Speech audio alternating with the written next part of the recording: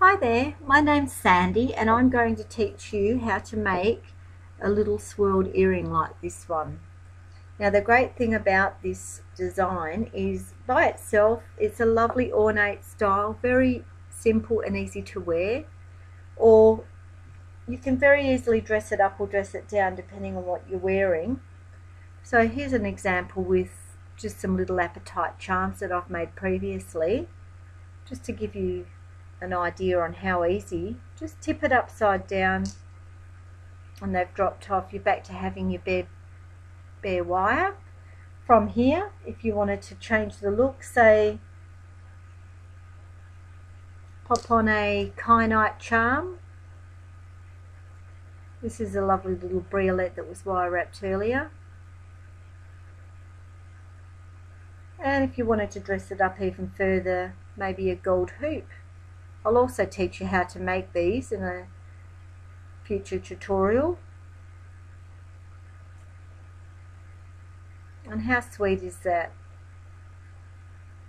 As I say, very versatile style, very easy to work with, and you can very easily change the look of your accessories to suit your outfit without too much effort. Okay, so to make these ear wires, we're going to need, now I've cut this off to be 6 centimeters. So this is 6 centimeters of 20 gauge gold filled wire. You can use whatever you prefer, but this is what I've found to be the best to hold its shape, is 20 gauge. It's a good thickness. It doesn't bend once it's been made. It doesn't bend out of shape. And it will hold some heavier stones. This is another example with the labradorite. Now that's a decent sized briolette on there with some charms, and yeah, the ear wire has no problem holding onto them whatsoever. So yep, 20 gauge gold filled wire. If you wanted to use silver, that's fine, or whatever your personal preference is. For the tools, I've got some round nose pliers, wire cutters if I need to snip off a little bit of the end. I've got my flat nose pliers and my chain nose pliers, and we'll also need an emery board for this. Just any nail file or emery board works well, just to file off any sharp pieces of wire at the end. And you want a pegboard or a jig, which can be bought online or in any craft stores. Now I'll let you have a good look at the positioning I've worked out for my pegs, using a small circular peg here and a couple of the really fine ones. They're really just to hold it in place, and it helps me duplicate my ear wires so that they all are very close in size and shape. Okay, just to get started, just straighten out your wire a bit. Pick up your round nose pliers, and you're wanting to grasp onto that wire quite firmly. So with my other hand, I'm just going to turn this wire around. I need to go right around my pliers, and then I'm just going to take it out, reposition. So I've now got the wire in the bottom section of my pliers, and I'm going to pull that tight. All I've done is made a loop. Actually, that is quite large. I'm just going to make that a bit smaller. That loop that we've just made is going to determine the size of your ear wire. So if you're looking for something a bit chunkier, that's fine. Make it bigger. You will need a bit more wire though, so just be aware of that when you cut your wire.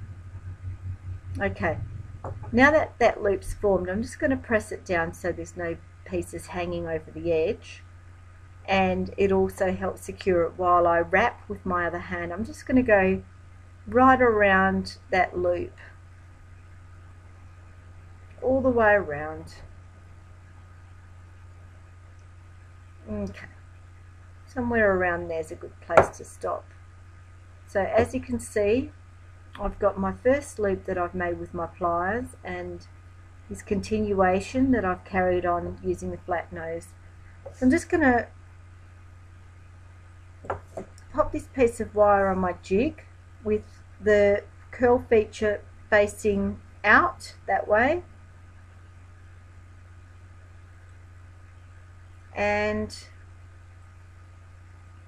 I'm just letting it rest naturally at the bottom of that curl, and I'm going to use my finger to secure the wire, and with my other hand just bring it around the larger peg like that, and then just bend it across that other peg. So you can see it on the jig there. That's the curl we've started with, just coming up around that peg and then down and around the other one. Now I'm actually have got a bit too much wire there. I'm just going to snip it off just past the bend and just adjust it slightly with my hands. It's really good working with your hands. You can feel so much and just get everything in the right place. I'm just going to snip that end piece off. Now when you snip wire, it's a good idea to hold your hand out or your fingers underneath it, just so it doesn't fly off across the room somewhere, because it can be rather sharp and not fun to step on. Okay, so there we have our ear wire done. Now I'm just going to file the end off here so that there's no little burrs or sharp pieces. Let's give it a good file all the way around.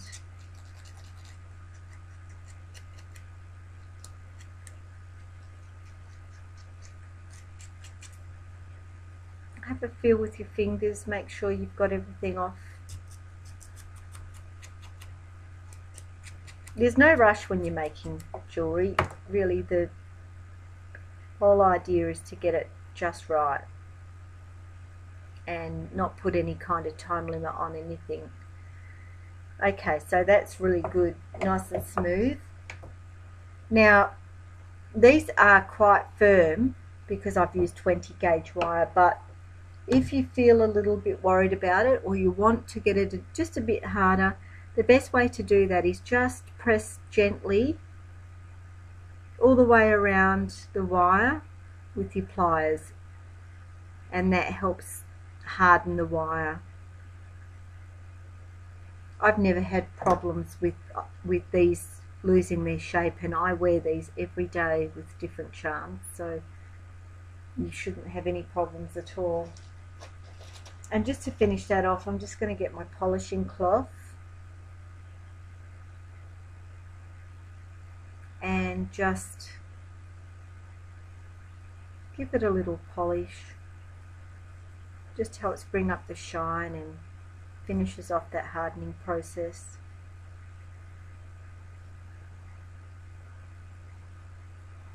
And there we have it.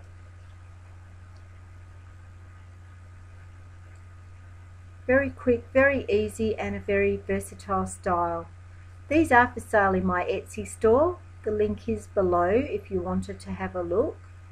Otherwise, feel free to send me any questions that you may have, and subscribe for my future tutorials. I've got lots to teach you, including lots of different style dangles to hang off these charms, head pins, and other types of wire working. So let me know if there's anything specific that you want me to teach.